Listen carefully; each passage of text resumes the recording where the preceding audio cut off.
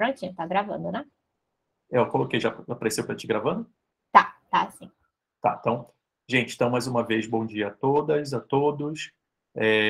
Camila Gadelha é psicóloga, ela é membro, né, membro fundador aqui da Rede Existências, e ela exerce, né, atividade de professora da Rede Existências também, bem como também de supervisora clínica e de psicoterapeuta. A Camila, ela é especialista em psicologia clínica fenomenológica existencial pelo Instituto de Fenomenologia do Rio de Janeiro, o IFEM, né, que acho que acredito que alguns de vocês devem conhecer, e se não conhece, deveriam conhecer, né, que é uma das instituições nossas aí, parceiras também. E a Camila tem uma larga experiência, assim, não só com autismo, né, mas tem uma grande experiência com autismo, em especial ali com autismo infantil. Quando eu conheci a Camila, ela já conheço a Camila há muito tempo, né, e quando eu conheci ela estava ali já trabalhando com essa temática, mas ela não trabalha apenas com essa temática, ela também trabalha com imigração, com migração, com brasileiros que moram fora do país, e também, né, eu diria que ela é uma das pioneiras aí no atendimento online, né, antes da pandemia acontecer e nós sermos empurrados para o atendimento online, né, meio contra a nossa vontade, assim, a Camila já fazia esse tipo de trabalho há muito mais tempo, então eu gosto de enfatizar o fato de que ela é pioneira nesse modelo de atendimento, né? Coisa que é muito nova para a maioria de nós, para ela já é um lugar muito familiar, assim, muito comum. E espero que, né, que o seminário seja muito proveitoso para todos que estão aqui, para todos que estão aqui. E ao final, né, a gente vai ter um espaço aí de perguntas e, né, um breve diálogo também. Camila. Muito obrigada pela apresentação, né? Para quem não sabe, eu e Cleiton, a gente é amigo, além de ser cofundador da rede, trabalhar juntos, trocar figurinhas e tal. Então, é sempre um prazer poder estar com eles, né? E, enfim, nós temos outros 2 membros que não estão presentes aqui no momento, né? Mas que estão sempre presentes de alguma forma, porque ajudam a gente, né? E estão sempre articulando aqui e organizando os eventos juntos, né? Nós somos 4, então, só para vocês saberem, hoje temos 2 aqui, né, no momento. Como o Cleiton falou, eu sou psicóloga e, diferente dos outros fundadores da rede, que estão todos enveredando por uma carreira mais acadêmica mesmo, o próprio Cleiton está no doutorado, né? A gente tem a Adria finalizando o doutorado dela, o Clécio também está no doutorado dele, né? Eu mantive a minha experiência toda em prática clínica, né? E eu já estou nesse barco aí há 10 anos. Né? Então, eu comecei a trabalhar com autismo ainda na minha graduação, né? Muitos 1000 anos atrás, né? E comecei realmente fazendo esse trabalho com o autismo infantil, trabalhando com crianças, e hoje, especificamente, eu trabalho mais focado com o público adolescente e adulto. A gente tem pouca coisa na literatura geral falando sobre autismo na fase adulta, né? E pouca gente trabalhando, né, com autistas adultos. E eu tenho focado mais o meu trabalho na clínica em relação a isso. Né? Como o Cleison também falou, hoje o seminário ele vai ser focado mais no pensamento, né, de 2 autores, o Fuchs e o Zahrivo. Né? Isso quer dizer que eu não estou trazendo a minha bagagem de tudo que eu venho pesquisando, né, sobre autismo e trabalhando com autismo ao longo dos anos? Não. Né? Mas o trabalho vai estar focado especificamente nisso por conta do objetivo do seminário. Né? Como a gente colocou lá para vocês na divulgação, né? O que a gente observa é que, de certa forma, ser autista te deixa mais suscetível para alguns problemas existenciais, vamos dizer assim, como o outro, o corpo, o social, a comunicação, né? E, de alguma forma, a pessoa, né, com autismo, o autista, né, ele precisa lidar com esses problemas existenciais a partir desse lugar que é um lugar muito próprio dele. Né? Então, nesse sentido, né, de alguma forma, a gente vem com alguns questionamentos. Como é que a gente pode olhar para o autismo? Se existe alguma possibilidade de compreensão sobre esse fenômeno a partir da perspectiva fenomenológica existencial? Né? Como é possível, então, num olhar assim, mais teórico-prático sobre o transtorno, né, não cair simplesmente nas explicações que partem de uma perspectiva cognitiva e biomédica? né? E se é possível, de alguma forma, para a fenomenologia existencial, conseguir articular, né, e trazer, de alguma forma, um pensamento complementar a esse, né, a isso que a gente já sabe. Então, assim, já de antemão, né, trago uma discussão que a gente vai trazer mais para o fim, né, do seminário, mas que diz respeito, né, justamente a esse lugar da fenomenologia não refutar o que a gente tem de informações, que a gente vê de alguma forma, né, nos, né, grandes manuais e grandes médicos e pesquisadores da área, né, como geneticistas, enfim, trabalhando sobre autismo, mas uma visão complementar a partir de certos conceitos que nós podemos ter, né, e que são muito trabalhados na fenomenologia e no essencialismo, uma maneira de compreensão melhor sobre o fenômeno do autismo no nosso mundo. Tá? E aí vocês já sabem, qualquer dúvida podem ir colocando no chat que depois, no fim, a gente responde. Tá? E aí vamos lá, começar. Eu, Camila, gosto muito sempre de começar a falar sobre qualquer tema, né, sobre qualquer tema, situando esse fenômeno historicamente. Né? Eu acredito que isso dá uma dimensão muito melhor do que a gente está tentando abordar, né, do porquê que a gente vê esse tal fenômeno dessa maneira, né? E em relação ao autismo, eu acredito ser de suma importância a gente falar sobre a origem do termo, como ele vem sendo estudado, né? Como ele vem sendo olhado ao longo dos tempos, né? Então, assim, o conceito do autismo ele passou por deslocamentos, por mudanças, ressignificações, né? E ao longo do tempo ele foi sendo foram sendo inseridas essas modificações sociohistóricas, né? E transformações do nosso mundo, né? A partir do conhecimento, né? Que foi sendo produzido e desenvolvido ao longo desses mais de 100 anos, né? Tanto na área da psiquiatria como da psicopatologia, né? Então, o termo autismo ele é originário do grego autos, que pode significar próprio ou de si mesmo. E aí, o que isso quer dizer? É que quando, né, se observava características de isolamento, principalmente quando a gente estava falando de um outro fenômeno, que é a esquizofrenia, né, eles, quando encontravam essa questão, né, desse isolamento, né, que eles colocavam, viver, né, muito introspectivo, eles chamavam esse fenômeno da esquizofrenia de autismo. Ou seja, quando a gente vai pensar na história do autismo, a gente vê que ele está intimamente ligado à esquizofrenia na sua origem, né, de estudos. Né? Então, quando a gente pensa sobre estudos da esquizofrenia, o fenômeno do autismo, né, automaticamente também a gente precisa falar do psiquiatra suíço Eugene Bleuler, que produziu muitos estudos na época sobre esquizofrenia e que começou a falar sobre essa característica que ele observava, né, e que ele chamava de autismo a partir dessa denominação grega.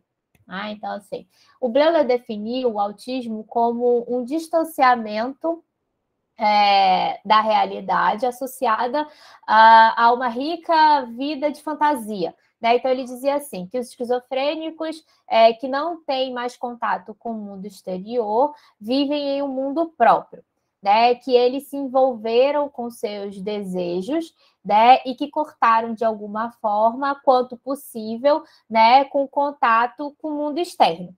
E que esse distanciamento da realidade e vivendo de forma mais absoluta na predominância dessa vida interior, ele chama de autismo. Né? Então, o Bleuler considerou o autismo como uma característica de doença concreta, especificando a extensão do conceito, né, de espectro da época. Né? Então, ele descreveu uma rica variedade de manifestações clínicas do autismo, né? Como pobre capacidade de entrar em contato com os outros, distração e inacessibilidade, vamos dizer assim, né? Indiferença, atitudes muito rígidas de comportamento, né? Ele coloca hierarquia desordenada de valores e objetivos, comportamentos, né, considerados inadequados, né, propensão ao pensamento delirante, etc. né? E essas inúmeras características demonstraram que o autismo, né, de alguma forma, é de alta complexidade e dificuldade diagnóstica, pois nenhuma dessas características, dessas manifestações, vamos dizer assim, é o suficiente para quando você vê, isso é só autismo. Né? Então, a gente já percebe, de alguma forma, desde o início dos primeiros estudos, né, uma complexidade em elencar e juntar todos esses elementos e características. E até hoje a gente observa isso, né, que não é um fácil diagnóstico, né, e nem deve ser, né, quando a gente está falando de autismo, porque são muitas nuances e é de uma complexidade absurda mesmo. Por isso que ele acontece de alguma forma por vários profissionais, cada um olhando da sua perspectiva, de alguma forma juntando as ideias, né, de alguma forma excluindo todas as outras possibilidades, né, para que se chegue a uma conclusão de que tal pessoa é autista. Né? Então, assim, embora o Bleuler faça um gesto em direção a essa vida interior do paciente, é muito importante a gente observar, e isso tem muito a ver com a fenomenologia e com o essencialismo, né? Que é muito importante a gente observar que todas as características clínicas, e aí abrindo parêntese, para diagnosticar o autismo, né, não existe um exame específico, é por observação clínica. Né? Então, assim, que todas essas características clínicas são retratadas como um fenômeno em terceira pessoa, ou seja, como comportamentos externos, observáveis, são sinais que o outro observa naquela pessoa e designa que aquilo ali é autismo, né? E, embora Bleuler, sem dúvida, teve uma profunda, né, intuição, vamos dizer assim, né, dos fenômenos, tanto ali dos traços esquizofrênicos, né, de alguma forma, e teve ali recursos conceituais à sua disposição, né, não permitiu, de alguma forma, uma clara articulação, né, disso que ele começou a observar, dessa característica específica ali, quando ele estudava, né, pacientes esquizofrênicos, né, e de alguma forma limitou ele um pouquinho, né, sobre bater o martelo, né, para uma utilidade pragmática diagnóstica, né, que ele poderia chegar lá na época, em 1911, né, de lá, né, até a gente ter o Leo Kenney em 1943, né, você percebe que não houve um avanço muito grande de estudos e publicações na época pela comunidade médica, né, sobre o assunto, e foi só lá em 43 com o Leo Kenney, né, que quando você vai estudar autismo, você estuda automaticamente, porque ele foi o primeiro a designar uma categoria, né, e dizer aquilo ali não é esquizofrenia, aquilo ali é uma outra coisa, é autismo, né, você vê que, né, durou bastante tempo, né, então a gente percebe que o Bleuler não teve tantos recursos ali na época e que precisou demorar até 1943, essa década de 40 do século passado, para que isso pudesse ocorrer. E aí, um outro dado chama atenção, né? Que, de alguma forma, é muito recente, a gente está falando do século passado, né? Então, assim, muita coisa a gente está aprendendo agora, tem muita coisa sem resposta, né? Então, novamente, por isso que se faz tão importante o seminário, né? E a gente vê várias perspectivas, né, diferentes sobre o fenômeno, porque a gente não pode necessariamente bater o martelo sobre tudo, justamente por essa questão dos estudos serem tão recentes. Aí, falando um pouquinho, né, sobre a conceituação do autismo, né, nos manuais diagnósticos hoje, né, pulando um pouquinho a história aí. Né, durante ali, né, a década de 40, né, 50, a gente tem ali, né, como a gente pode dizer, a psicanálise era muito forte no nosso mundo naquela época, então, né, a visão sobre, a perspectiva sobre o autismo era muito ligada à teoria psicanalítica, né, demorou um pouquinho até a década de 80, né, fim da década de 70, início da década de 80, para que o autismo começasse a ser estudado mais como uma categoria médica, vamos dizer assim, né, de bases cognitivas, biológicas, né, e aí mais para frente, né, a gente vê de alguma forma a questão genética mais presente para tentar determinar a causa, né? Então, assim, é muito importante, de alguma forma, eu trazer, né, esse lapso aí, que demorou um pouco até a gente chegar à maneira como a gente enxerga hoje. Por isso que é tão importante estudar a história, né? Para a gente entender como a coisa foi sendo construída, para as pessoas chegarem às conclusões que elas chegam hoje, né? Mas, assim, como é que o autismo é conceituado hoje, especificamente? Né, a partir da influência da psiquiatria do nosso tempo, né, que é uma psiquiatria de base muito neural, né, que enxerga as coisas muito por esse viés, né, e não só ela, a gente tem a psicologia, a neurologia especificamente, a própria biologia, né, como é que a gente chega ao conceito de hoje? Né? Então, assim, hoje o autismo é uma categoria nosológica própria, ou seja, né, ao longo do tempo e dos estudos produzidos, o autismo ganhou o status de ser um fenômeno próprio, né, não mais ligado, né, à esquizofrenia, como a gente, né, acompanhou como começou os estudos dele. Hoje ele é chamado de transtorno do espectro autista, né, e a gente tem, então, vamos dizer assim, 3 pilares que sustentam qualquer diagnóstico de autismo, que são eles, né? Comprometimento qualitativo no desenvolvimento sociocomunicativo, né? Então, tanto do desenvolvimento social quanto comunicativo, tá junto aí, mas são 2 pilares diferentes, e presença de comportamentos estereotipados e de um repertório restrito de interesse e atividade. Extremamente subjetivo, se a gente for pensar, né? O que seria um repertório restrito de interesse e atividade? Né? Então, assim, é até importante salientar que na semana passada saiu uma retificação do DSM-5 e traz modificações ali sobre os critérios diagnósticos relacionados ao autismo. Hoje a gente vê, eu ainda, né, confesso para vocês que ainda estou estudando essas modificações de critério diagnóstico, mas o que eu posso adiantar para vocês é que esses novos critérios, de alguma forma, restringem muito mais, né, o diagnóstico.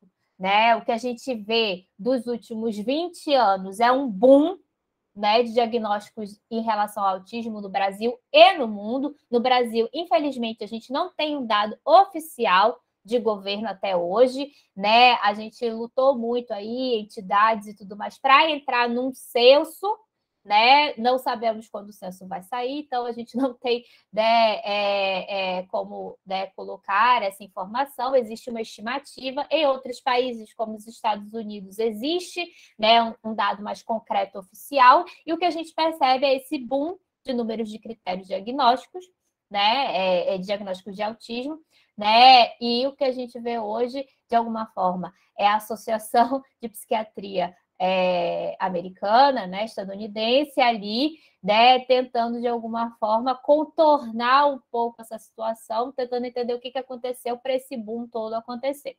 Né? Então, confesso para vocês que ainda estou estudando essas modificações dos critérios diagnósticos, mas os pilares continuam o mesmo. Né? É para isso que a gente vai olhar. E como isso vai se manifestar, é infinito. Por isso que o autismo é chamado de espectro, porque, diferente de outras categorias nosológicas que a gente observa até no próprio DSM, acontece assim, vai ser assim com todo mundo vai estar desse jeito.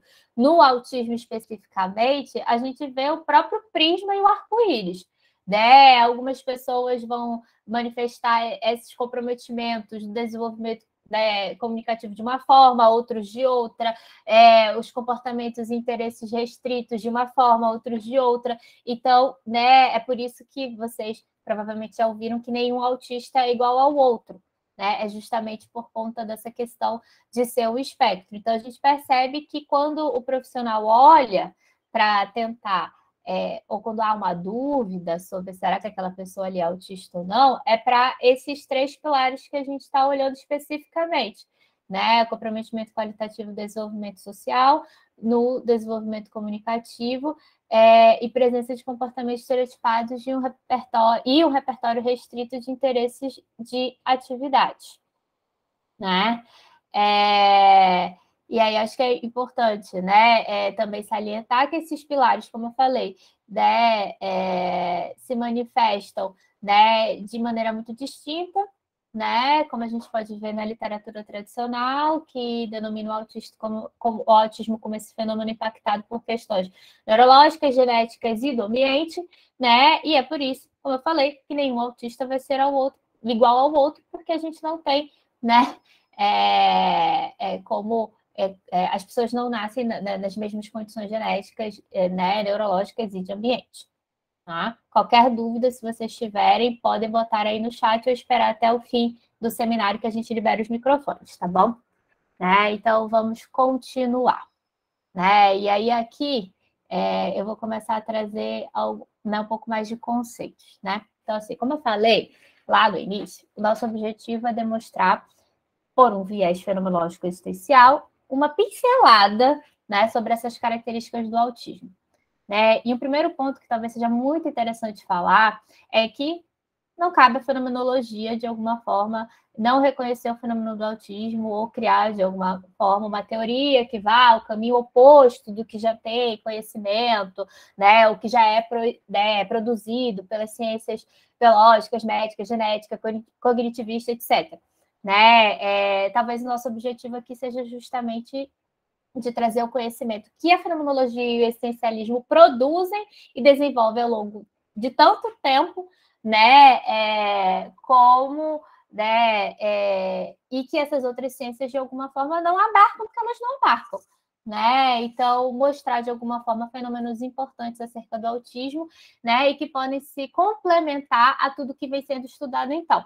Né? E aí, por isso, eu vou trazer uma breve explicação sobre um viés mais cognitivista, né, que vem sendo estudado e criado para compreendermos melhor onde que a fenomenologia existencial irá se encaixar, então. Né? Então, assim, a primeira coisa, né, que vocês estão vendo aí, né, no slide é a questão da teoria da mente. Então, eu vou explicar um pouquinho, porque eu não sou especialista na área, mas acabo estudando bastante por conta do autismo. Né? Então, assim, a expressão teoria da mente, ela deriva de um artigo publicado na década de 70, né, por dois pesquisadores, um que é um primatologista, né, que estuda primatas, e o outro um psicólogo, o Premack e o Woodruff, né, cujo título questionava se, a exemplo dos seres humanos, os chimpanzés também teriam uma teoria da mente. Esse artigo é de 78.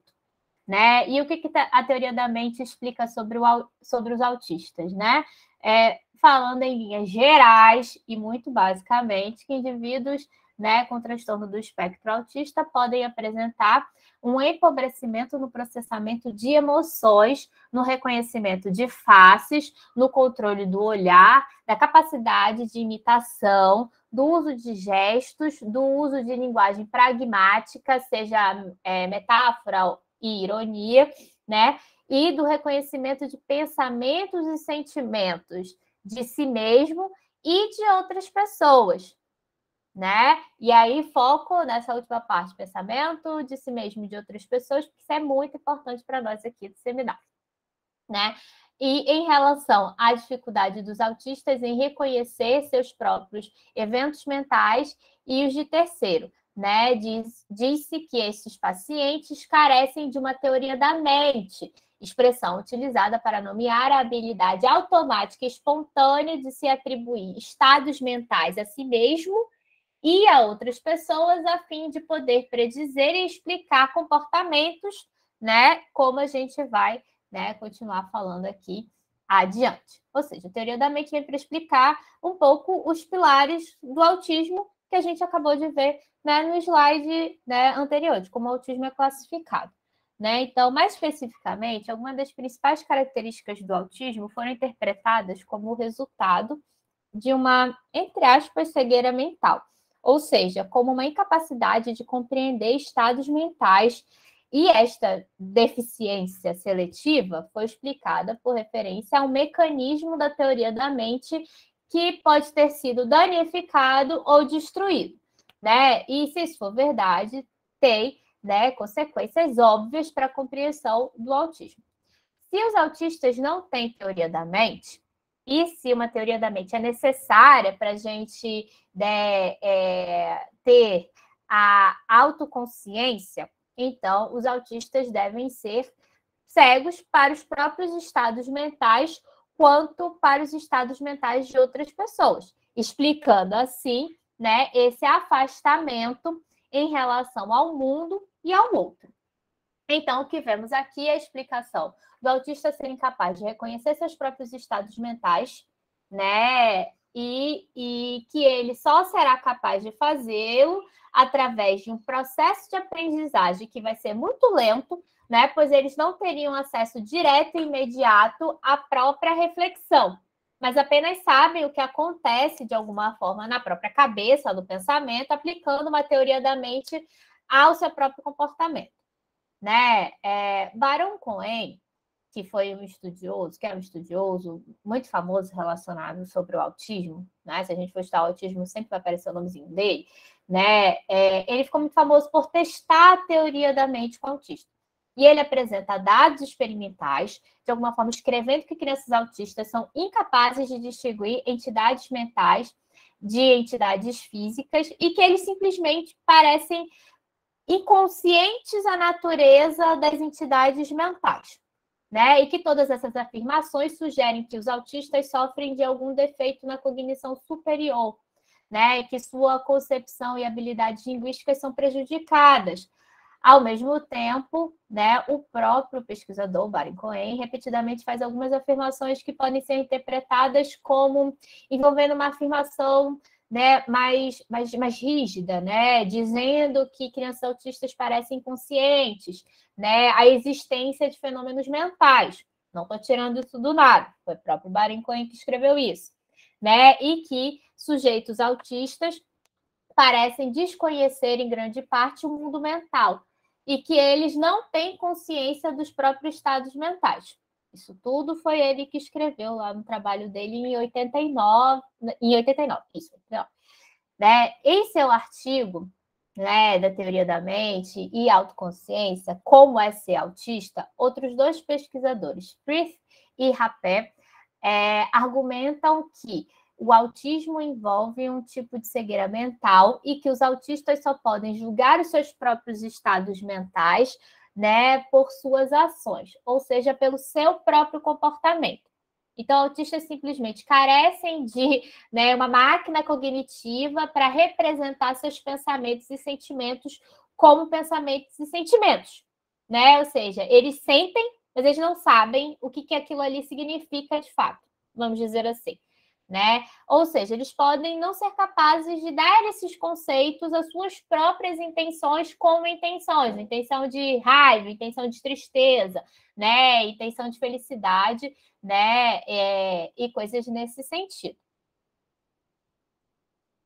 E aí a gente vem aqui com a fenomenologia para falar justamente desses conceitos que a teoria da mente acaba, né, argumentando. Né? Então vamos lá entrar de fato para o que a gente veio falar aqui.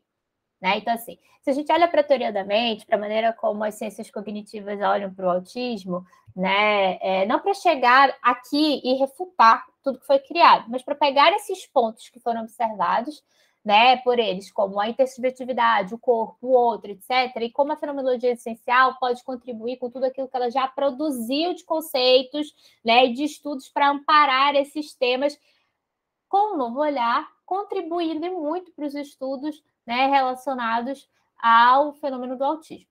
Né? Então, do ponto de vista fenomenológico, no geral, a doença mental ela não pode ser localizada no paciente de maneira individual.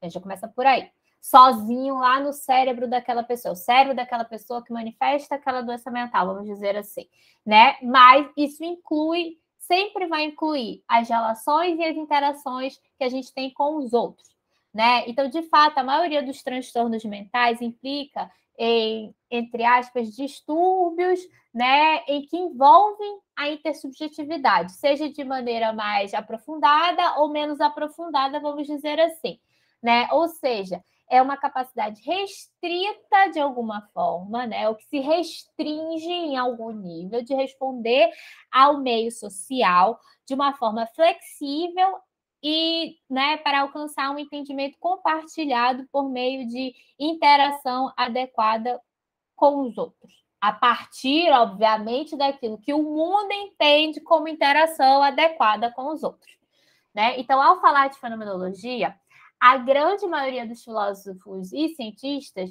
né, às vezes se refere simplesmente a uma descrição em primeira pessoa de como tal experiência é.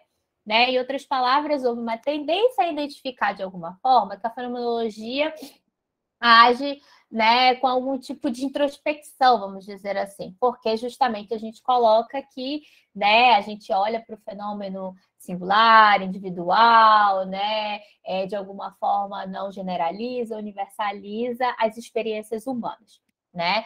Mas a fenomenologia, ela não é apenas um outro nome para a gente dizer que a gente está, sei lá, auto-observando psicologicamente alguma coisa, né? Pelo contrário, né? A fenomenologia, né, é uma abordagem filosófica que se interessa principalmente pela consciência e pela experiência, que foi inaugurada lá pelo Russell e foi desenvolvida e transformada por uma série de outros filósofos, como o próprio Heidegger, o Sartre, Merleau-Ponty, Levinas, etc. Né? Então, a fenomenologia, né, pode oferecer muito mais do que simplesmente uma compilação de evidências, sei lá, introspectivas, de como eu me vejo, de como eu vejo o meu fenômeno, né? Ela dá uma estrutura para entender a subjetividade e que pode ser muito útil nas pesquisas sobre consciência e automaticamente sobre o que a gente está vendo aqui, sobre esses pilares que sustentam a gente falar sobre autismo. Né? Então, assim, o que a fenomenologia tem a dizer sobre o nosso acesso aos nossos próprios estados mentais? Né? O que a tradição da fenomenologia, de alguma forma, tem a dizer sobre isso que a gente acabou de ver, que aparece ali na teoria da mente, sobre a autoconsciência.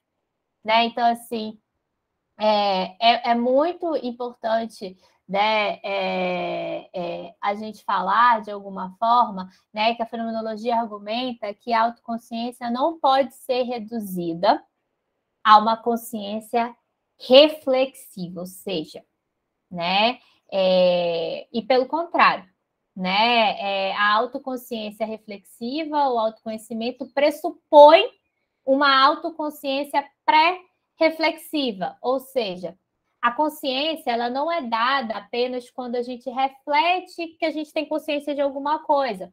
Ela já é dada anteriormente à reflexão, né? Ou seja, sempre que passamos por uma experiência em seu modo, né? Ali, a minha experiência em primeira pessoa, né?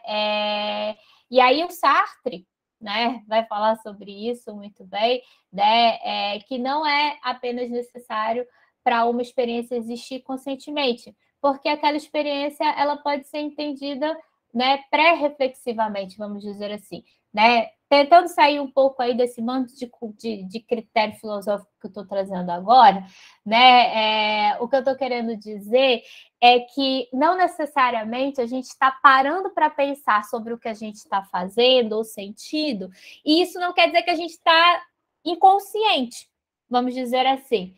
Né? Por exemplo, vocês aqui, tá todo mundo prestando atenção, não estou vendo ninguém aqui, mas vocês estão prestando atenção, assumo eu, né, no que eu estou falando. Vocês não estão parando para pensar que vocês estão neste momento na frente de um computador, um tablet ou um celular, assistindo um seminário sobre autismo às 10h47 da manhã, no horário de Brasília. Vocês simplesmente estão aqui fazendo isso.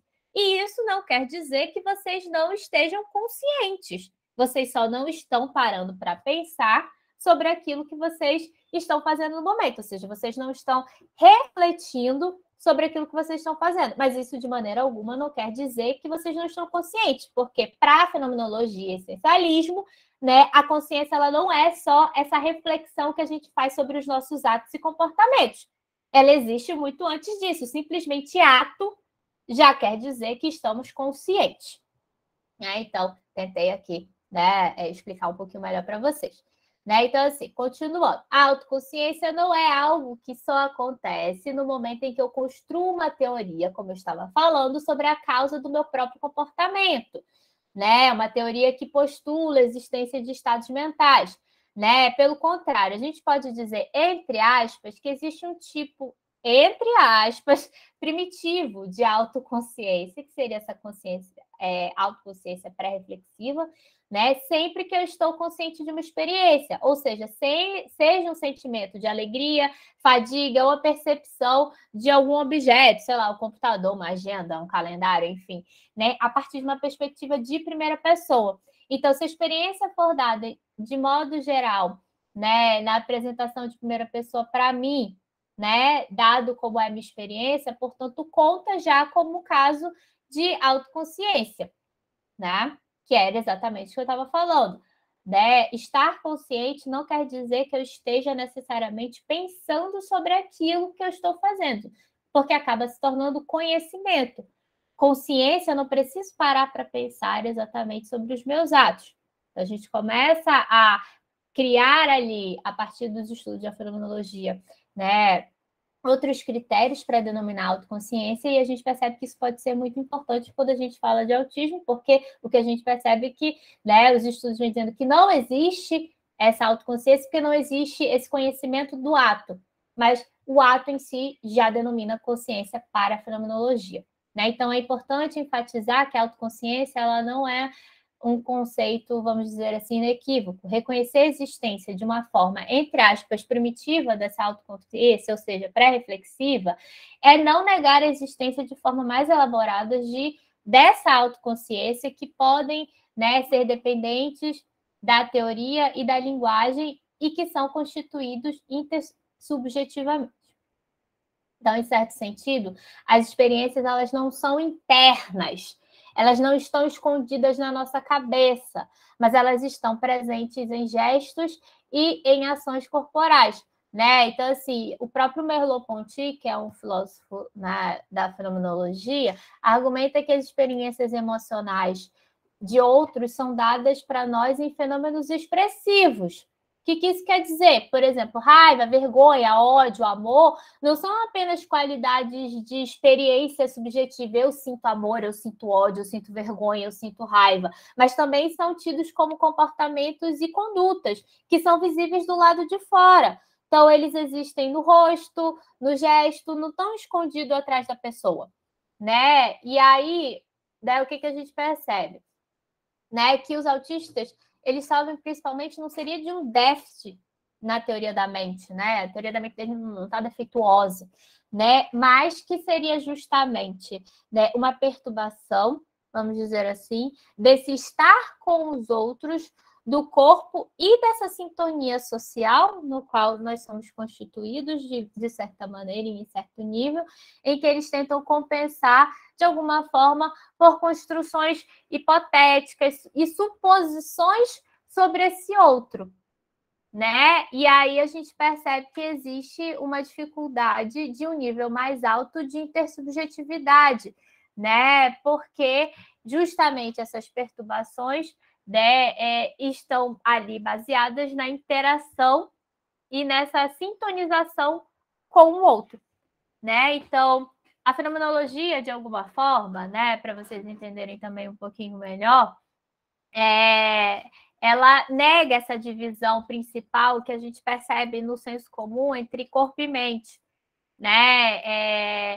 Que são assumidos muitas vezes, né, por outras teorias, né? O comportamento corporal ele é expressivo, ele é intencional, ele é significativo dentro do seu contexto e como tal, para além, né, dessa distinção entre interno e externo, né, ele constitui uma esfera de intercorporeidade, né, com base justamente nessa forma de interagir com o outro, né, e com a própria intersubjetividade.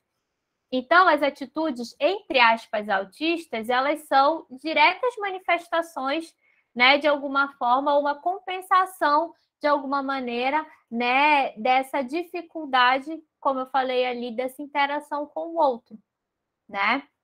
E aí a gente percebe, por exemplo, né, quando a gente vê autistas né, levam as coisas tudo muito, né, a ferro e fogo, com dificuldade ali de metáfora e ironia, por exemplo, né, preocupação excessiva, né, ali com aspectos muito, entre aspas, racionais, número, né, regras específicas, né, padrões de humor estereotipado, né, e coisas nesse sentido, né, a gente percebe de alguma forma essa falta de sintonia que a gente poderia dizer com o próprio mundo, porque o outro, né, essa relação com o outro, ela convive e ela vive justamente no mundo.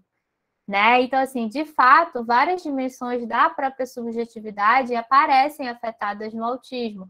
Né? A gente percebe, né, que há uma dificuldade ali, né, na intencionalidade, no sentido, né, do significado, né, da criação de alguma forma de figuras de linguagem, né, há uma dificuldade também, de alguma maneira, né, nas experiências, né, em primeira pessoa, né, e também na dimensão da intersubjetividade, né, que são essas questões justamente da comunicação social que eu falei lá, né, dos pilares relacionados ao autismo, né, que parece de alguma forma aparecer de maneira inadequada, né? Então seriam essas 3 dimensões inseparáveis: o eu, o nós e o mundo, que pertence a todo mundo, a esse eu e a esse nós, e que estariam de alguma forma afligidos no autismo, né?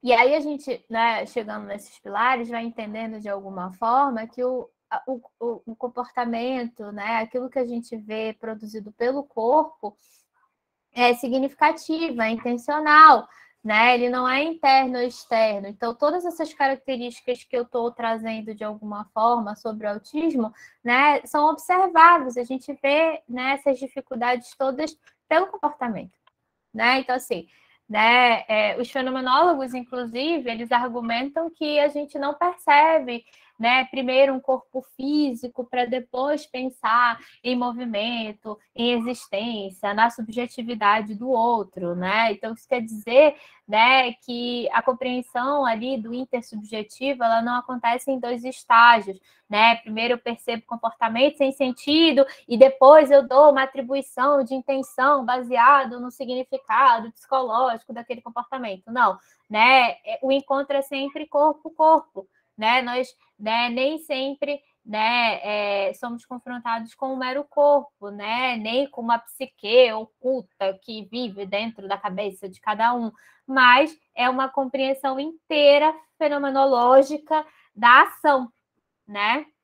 E assim, né? No fim das contas, o que a gente vê é que os conceitos de intersubjetividade que prevalecem atualmente na psicologia e na psiquiatria se baseiam principalmente, né, em uma abordagem, assume uma estranheza, uma inacessibilidade fundamental, né, do outro, né, cujos estados mentais, pensamentos, sentimentos ocultos podem só poder ser indiretamente, né, inferido, né, de seu comportamento corporal externo, né? E aí o que a gente vê é que as abordagens fenomenológicas sobre a intersubjetividade, né, como sendo baseadas justamente nessa relação de consciência pré-reflexiva, né, que se incorpora ali entre eu e o outro, né, no mundo de alguma forma, essas interações presenciais em contextos compartilhados desempenham importante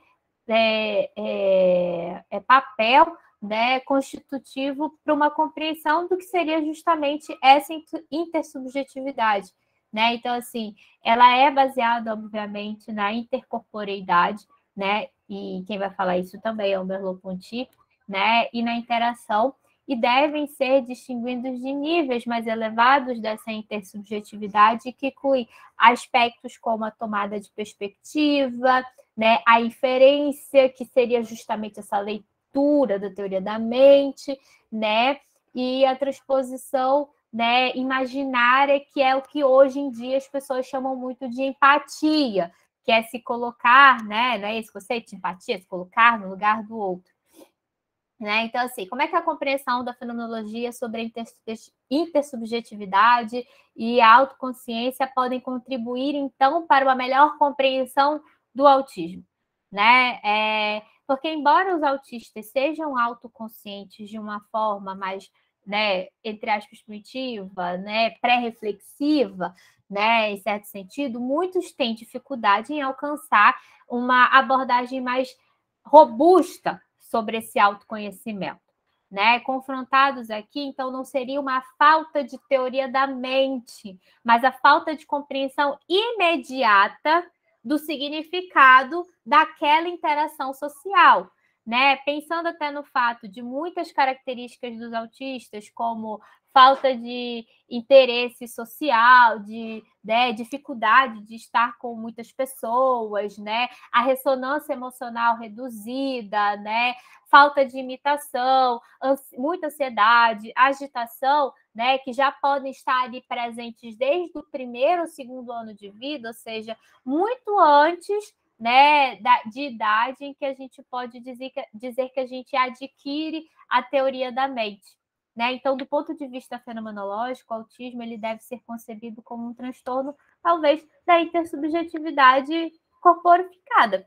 Né? E aí isso inclui distúrbios básicos, né? Que a gente encontra, a gente observa, né? Que né, é chamado de integração sensório-motora, imitação, né? Que seria dificuldade de imitação, né? E de uma percepção holística, né, do todo, prejudicando em particular a percepção e a compreensão dessas crianças sobre a expressão do outro. E aí, como resultado, o desenvolvimento posterior de capacidades de ordem superior, como tomada de perspectiva e aquisição da própria linguagem, se tornam comprometidas justamente por isso. Né? Então, problemas com a imitação podem levar a uma cascata de dificuldades na questão da intercorporeidade precoce, né? Afetar uma atenção conjunta, ou seja, uma atenção com o outro, de brincadeira de faz de conta, né? Aquisição da capacidade justamente, né, da teoria da mente, dessa leitura, né, dos sentimentos e das sensações vindos desse outro, né? E aí, né, o que a gente percebe é que as crianças, né, e que os autistas em geral, né, eles não carecem principalmente, né, de uma teoria conceito de como que funcionam as outras mentes, mas seria em si, para a fenomenologia e para o existencialismo, uma carência de um senso de ser com os outros de forma corpórea. Né? Então, o Zarif vai falar, né, de estratégias de mentalização explícitas, inferência de pistas sociais, né, que são bastante empregadas por autistas que a gente chama de autofuncionamento, né, e indivíduos com uma compensação pela falta justamente dessas capacidades intersubjetivas. E essas estratégias compensatórias permitem interações funcionais com o outro até certo ponto, né? Mas, de alguma forma, vão falhar ao estabelecer o sentido primário de você ser com os outros, que normalmente é proporcionado por essa intercorporeidade, né? Com uma espécie de comunicação que acontece, que parece para a gente que não é autista, né? Que já é dada, né? Já nasci assim. Né? Já vinha assim, né? É muito fácil para mim eu entender que aquela expressão é uma expressão de raiva, de desdém, né? De felicidade ou coisa do tipo. Né? E de um ponto de vista fenomenológico, né? Distúrbios graves de intersubjetividade, né? Não chamando aqui, né? Deixando transparente que eu não estou chamando o autismo de um distúrbio, mas a dificuldade deles ali na intersubjetividade, de alguma forma, como são encontrados, não só no autismo, na própria esquizofrenia também, se baseiam principalmente, né, dessa dificuldade da interação corporal com os outros e na falta de habilidades práticas implícitas que vem justamente dessa cascata de consequências que eu acabei de descrever para vocês.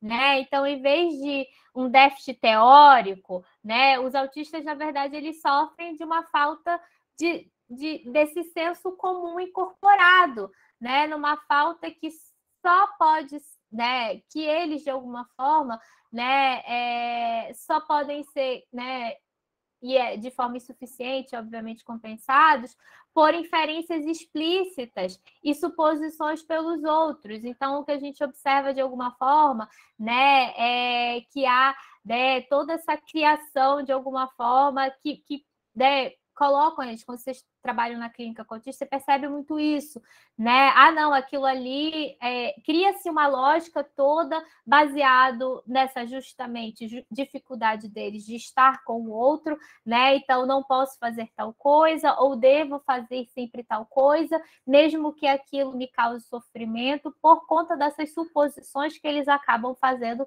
né, sobre o outro. Né? E sem o conhecimento tácito e a familiaridade que normalmente guiam os nossos relacionamentos, as nossas interações, o autista acaba, né, ficando prejudicado na sua capacidade de tomar a perspectiva do outro, né, e de participar de processos de construção conjunta de sentido, né? E aí, como a gente vê como consequência, níveis mais altos de intersubjetividade são afetados, né? E que participam, por exemplo, uma negociação compartilhada de significado. Ah, aquilo ali significa tal coisa, né? Chegamos à conclusão que isso, né, tem esse sentido para eles, né? Isso é muito difícil, né? E embora níveis mais altos de intersubjetividade possam ser alcançados por indivíduos autistas que a gente descreve de autofuncionamento, por meio de inferência, de estratégias, né? Sua principal falta de habilidades com o corpo, né, intercorpórea, né, está sempre fadada a prejudicar o desenvolvimento dessas capacidades em um alto nível. Né? Então, é isso que a gente observa de alguma forma. Né? Prometo que já estamos acabando. Né? Então, assim, o que a gente pode pensar assim, um pouco na clínica, né, é que um relato fenomenologicamente articulado do autismo, ele implica uma busca clínica e teórica, né, de fatores patogenéticos, como a gente observa, uma busca preferencial atenta a processos envolvidos na ontogênese inicial da subjetividade humana, ou seja, uma abordagem fenomenológica apela à ligação de uma perspectiva psicológica do desenvolvimento com as visões atuais das origens do neurodesenvolvimento, né? Então, acho que isso é muito importante, que a fenomenologia vai trabalhar, né, com uma compreensão, né, de alguma forma, nesse trabalho, né, como eu posso dizer, né, de trazer mais coisas para jogo, mas não de afetar. Então, se você vai trabalhar com fenomenologia essencial e vai trabalhar com autismo, você não pode perder de vista justamente, né, esses pontos, né, da visão atual do que se coloca numa perspectiva psicológica, neurológica, biológica, né, sobre o autismo. E aí, né, antes de até trazer a bibliografia para vocês, eu acho que é importante a gente dar uma concluída, uma fechada, né? Então, assim, a gente pensa que a fenomenologia pode ser muito útil para a ciência cognitiva, biológica, neurológica, para a psiquiatria, né, e para a própria psicopatologia, né? Em primeiro lugar, porque ela pode ajudar todos esses cientistas a desenvolver métodos mais rigorosos e uso, né, mais transparente de termos, né, como a gente falou aqui vários, que pode fornecer uma estrutura conceitual adequada para abordar as estruturas e processos da subjetividade, né, uma estrutura que de alguma forma transcende uma simples metodologia introspectiva, né, e que pode, né, de alguma forma dar esse caráter, né, ao estudo experimental. Assim, né? Por exemplo, a gente pode conceber a criação de um estudo mais especificamente focado na comparação de desempenho de tarefas, que envolve compreensão, né, direta de tarefas que dependem justamente de um raciocínio inferencial. Então, o autismo ele não é entendido como um recolhimento, né, a solidão, né, e que não atravessa categorias, né, de extroversão e introversão, ou uma inclinação a devaneios, mas um déficit, vamos dizer assim, na sintonia básica e não reflexiva entre a pessoa e o seu mundo, né? Ou seja, é uma dificuldade ali com contato com a realidade, né, aquilo que, né, que ressoa com o mundo, né? E aí vem de empatia com os outros, né? De afetar e agir da maneira que o mundo coloca como adequado, né? Como uma imersão pré-reflexiva no mundo intersubjetivo, né? E isso é muito importante. Né? Então, manifestações de autismo são principalmente de ordem qualitativa, envolvendo, né, de certa forma, uma distorção da relação da pessoa com ela mesma, da pessoa com o mundo e, obviamente, da pessoa com o outro.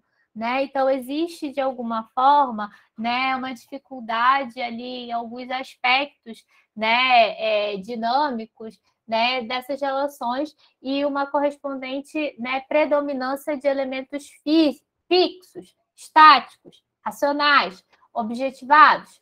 Né? Então, o autismo ele não se limita a uma expressividade, assim, vamos dizer, peculiar, né? Estranha, vamos dizer assim, mas transparece também através de ações e atitudes, refletindo em um padrão existencial diferenciado, né?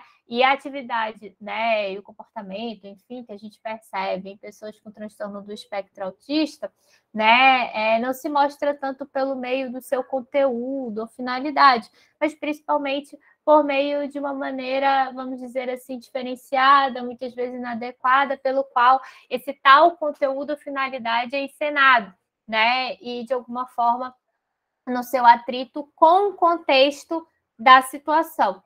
Né? É importante a gente pensar que não é à toa que o autismo, né, foi pensado, né, e estudado, né, no momento, né, no último século apenas, né, que, né, não é à toa da gente pensar que justamente essas dificuldades na interação com o outro, com o mundo, com o corpo, com a intersubjetividade, né, e essa consciência, vamos dizer assim, diferenciada, de alguma forma, ressalta aos nossos olhos hoje, né? Justamente porque a gente tem esse mundo muito bem estabelecido em certos pilares daquilo que ele coloca do que é certo e errado, e muitas vezes o autista ele acaba, né, por ser diferenciado, né, colocando à prova, provocando de alguma forma uma instabilidade nisso.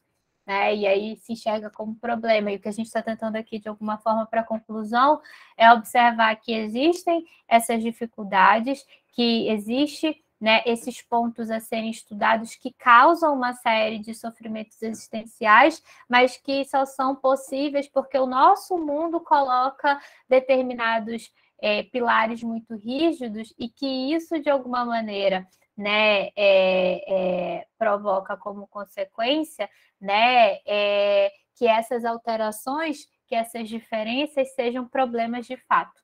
Né? Então, acho que é importante até colocar isso para a gente não sair daqui pensando no autismo como uma doença, porque não é. Né? E aqui a gente tem as referências bibliográficas, como eu falei, né? Eu parti principalmente do pensamento de Thomas Fuchs, né? De Dan Zahavi, né? Mas obviamente a gente tem outros autores aí na fenomenologia e no existencialismo, de alguma forma, estudando, né? E falando sobre autismo, produzindo, né? Coisas sobre o autismo. Né? Então, tentei aqui, né, me correr um pouquinho, eu sei que às vezes eu acabo falando rápido demais, né? Mas agora estamos aí abertos para as perguntas. Eu vou, então, liberar aqui, né, o microfone e o vídeo de vocês, tá bom? Só um segundinho. Então, quem quiser fazer perguntas, eu não olhei o chat, Cleison, se tu puder me guiar, eu olho aqui agora. Não estava... Tem uma pergunta aqui que a Maria Eduarda fez. Vou ler para ti a pergunta. Uhum. Ela disse assim: você não acha que essa mudança do DSM dificulta mais ainda o diagnóstico e a busca por suporte de pessoas autistas, principalmente aquelas que buscam o diagnóstico mais tardio, entre elas, mulheres que são mais difíceis de ser diagnosticadas? Sim, né? Até conversando com colegas da área nesse sentido, né? O que a gente percebe é que essa mudança, essa alteração, né, de alguma forma, nos critérios diagnósticos vem porque não só no Brasil, né? Por exemplo, no Brasil, o autismo ele é considerado uma deficiência, né? Por quê? Porque isso acaba abarcando, de alguma forma, políticas públicas. Mas não só no Brasil, em outros lugares do mundo também, ou seja, nos Estados Unidos também.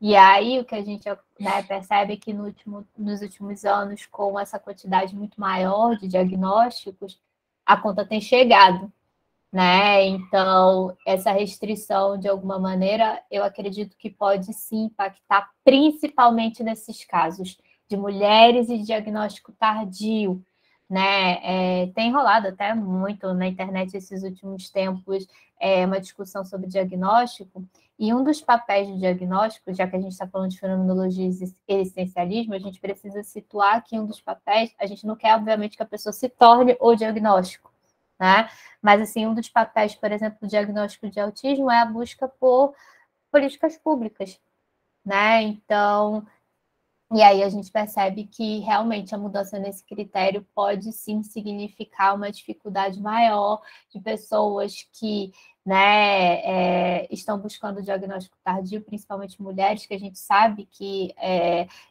as características se manifestam, vamos dizer assim, de uma maneira diferenciada daquilo que classicamente os profissionais estudam, né, e eles podem ter mais dificuldade e elas não receberem diagnóstico mesmo sendo autistas, né? Então, essa sua pergunta é muito pertinente, porque eu acho que vai acontecer isso mesmo, né? O bom é que a gente não precisa necessariamente só se basear no DSM para ter, né, a nossa base ali, né, na hora do diagnóstico. A gente, entre aspas, se acomodou muito em cima disso, né? Mas o bom é que, por mais que para uma coisa oficial precise do CID, né? Mas assim, na hora de observar e de alguma forma construir, né, essa possibilidade diagnóstica, essa hipótese diagnóstica, a gente não precisa se debruçar apenas, né, no DSM para isso. Então, acho que também é importante colocar, né, por esse ponto. Acho que respondi essa pergunta, sim, e realmente é uma preocupação que tem vindo, mas como eu falei, eu ainda estou estudando um pouco, né, essas mudanças, elas aconteceram realmente semana passada, assim, tipo, é muito recente, então, né, tem pouca coisa ainda sobre, né, e pouca gente falando sobre, assim, estudiosos de quais impactos que isso pode gerar. Teve uma fala aqui da Renata, que Uhum, acho que o Pedro tentou também completar aqui.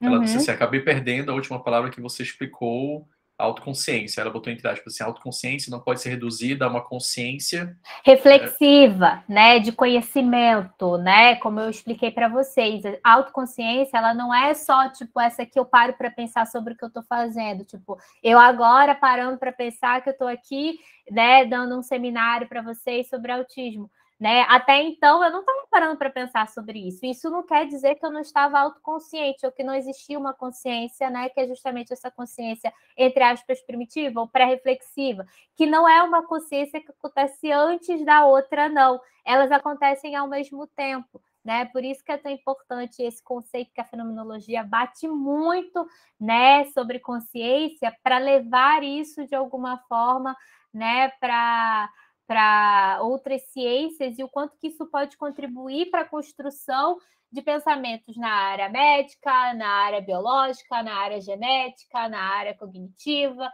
né? Por isso que é tão importante, assim, né? Então, há uma consciência reflexiva, né? Consciência não é conhecimento. Às vezes as pessoas confundem. Eu tenho consciência de tal coisa, né? Como se ter consciência de tal coisa só se restringisse a esse campo de conhecimento de tal coisa. Né? E é justamente isso que a gente, de alguma forma, está querendo trazer, que não é assim que funciona, para chegar e dizer que não é isso que acontece com autistas, não é, né, uma falta de autoconsciência, né, e que por isso eles não conseguem, né, interagir da mesma forma que a gente interage com o mundo. Né? A dificuldade deles é justamente, né, essa dificuldade de estar com o outro, né, da intersubjetividade, como a gente concluiu aqui no final.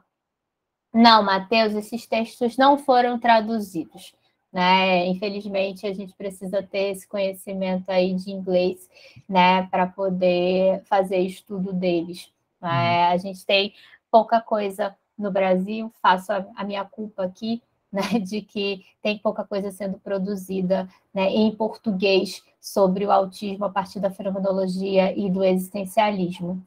Uhum.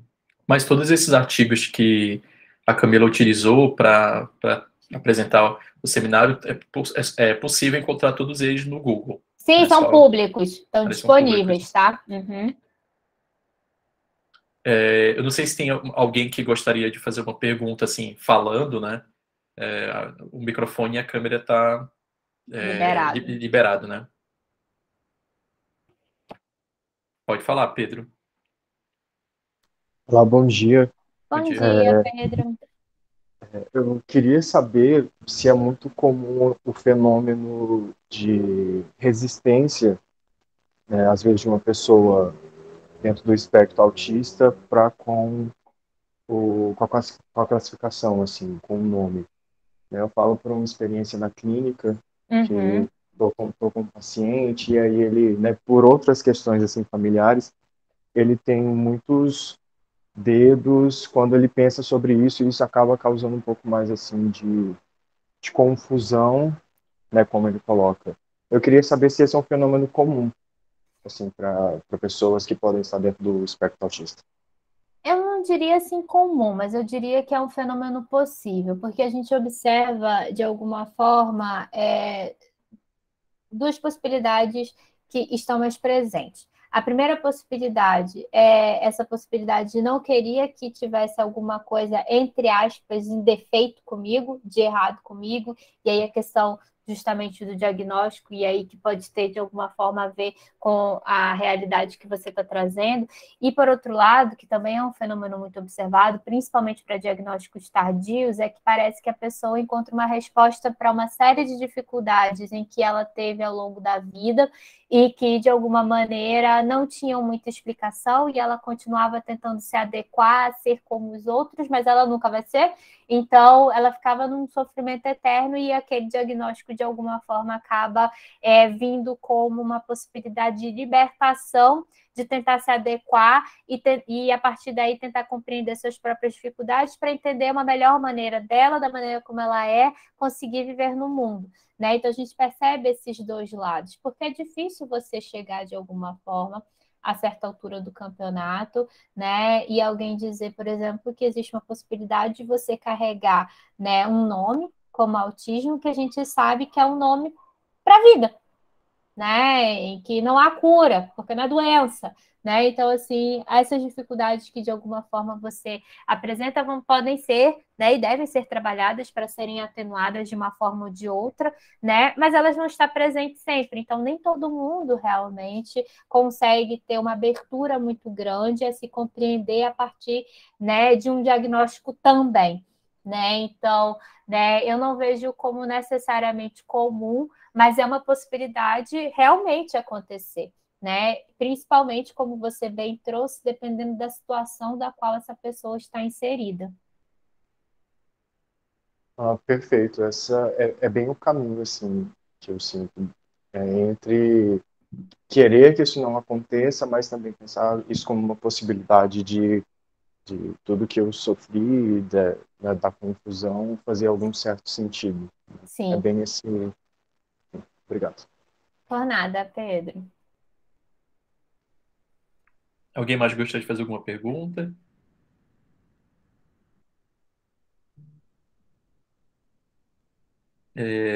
A Maria Eduarda colocou assim no chat. Muito difícil achar qualquer coisa de autismo que não seja de análise de comportamento.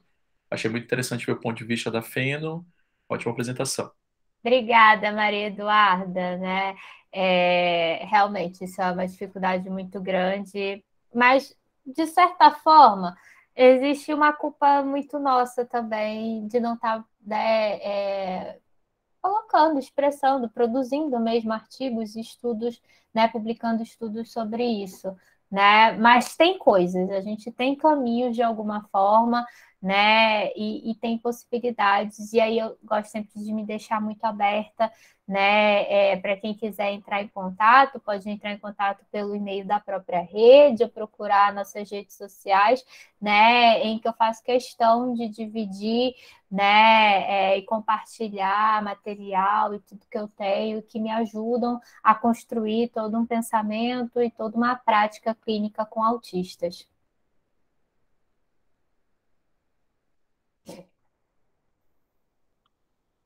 O Matheus aqui dizendo, né, que a gente podia oferecer mais cursos sobre a temática, né? A gente tem 2 cursos que já Exatamente, foram, que já Matheus, a gente já foram, fez 2 cursos. e daqui a pouco a gente vai falar sobre isso também. Mas gostei dessa ideia também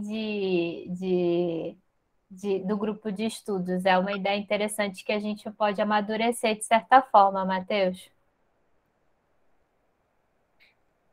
Botei o e-mail da rede aí no chat, né, para quem quiser.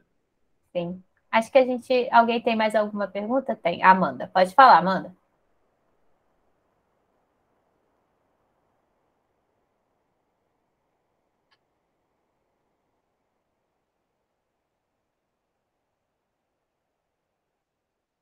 Amanda, se você tiver com alguma dificuldade de ligar o microfone, você pode escrever no chat, também não tem nenhum problema. Uhum.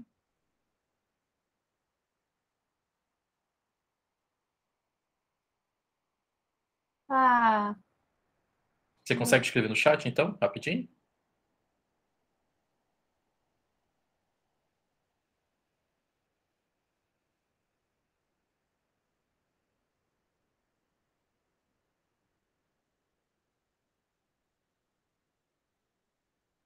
A a Amanda colocou assim: você acredita que existe uma responsabilidade também da parte médica ao realizar encaminhamentos? de certa forma, a gente vive numa lógica, né, mais biológica. Isso tem se tornado discussão, né, dos últimos tempos, né, sobre isso. E existe sim, existe toda uma lógica. A gente passa por isso né, diversas vezes, né? A pessoa chega a comentar, porque eu tenho que procurar, né, terapia de tal abordagem, entendeu? Porque é isso que vai funcionar, né? Mas a gente vai continuando o nosso trabalho apresentando justamente que a gente não está falando em um absurdo e sobre as possibilidades justamente práticas de trabalhar sobre isso. Mas acho que é uma responsabilidade que a gente coloca assim. Esse fenômeno que você está descrevendo do encaminhamento direto para determinada abordagem, né? Ele vem muito de um lugar que a nossa própria sociedade, o nosso próprio mundo vive, que busca muito mais essas explicações, né? Tanto é que a gente tem criticado muito DSM, CID nesse sentido, porque se tornaram grandes manuais neurológicos, né? O DSM não traz mais uma coisa psicológica, vamos dizer assim. Sim, Bárbara, entra nessa contextualização da era da técnica, sim, né? Mas o que a gente percebe de alguma forma é que é isso. Então, eles são meio que parte, né, de tudo que a gente vive, né? Mas eu confesso assim que já aconteceram problemas comigo nesse sentido, mas nada que substancialmente prejudicassem o meu trabalho, né? Então, continuo fazendo meu trabalho, sou procurada do mesmo jeito, independente, né? Porque no fim das contas não existe a técnica específica para tratar autismo, né? Porque e se não for autismo, acontece o quê? Está fazendo aquela técnica errada, né? Então, assim, isso é um fato. É óbvio, existe toda uma atmosfera nesse sentido sobre essa questão de tal abordagem, de tal técnica ser melhor, mas nenhuma delas é específica para autismo. Então, a gente sempre pode colocar isso de alguma forma como justificativa para dizer que as pessoas podem tentar por outras perspectivas e visões que está tudo certo, porque não existe algo específico para autismo, como não existe remédio para autismo, né? Algumas pessoas, né, tiver risperidona é remédio para autismo, não é, né? Técnica específica, a técnica para tratar autismo não é, né? Então, mas é algo realmente que a gente enfrenta por ser algo muito próprio do nosso mundo. Acho que tem mais uma pergunta, né, Cleiton? A Raquel, só indo ao encontro do que foi colocado agora, ela colocou, né? Muito boa experiência de aprender sobre o autismo com a visão fenomenológica.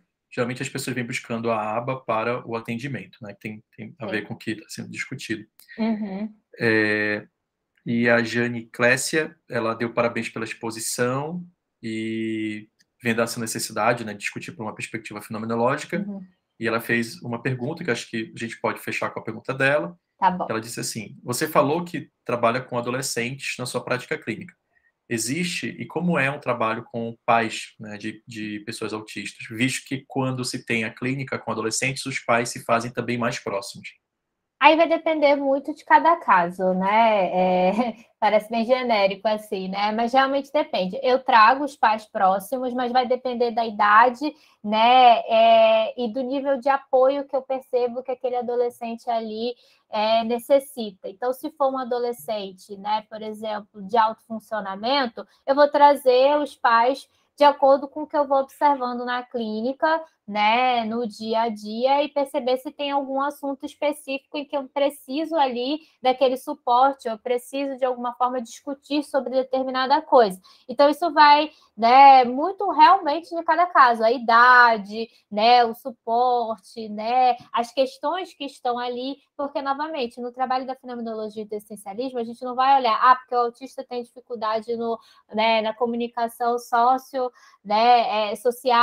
e padrões restritivos, é isso que a gente vai lidar especificamente na clínica. Não, né? Até porque meu trabalho ali não se enquadra em algo próximo da pedagogia, longe disso, né? Então, a gente vai observar o que está trazendo aquele autista específico para aquele momento, né? Quais são as dificuldades, né?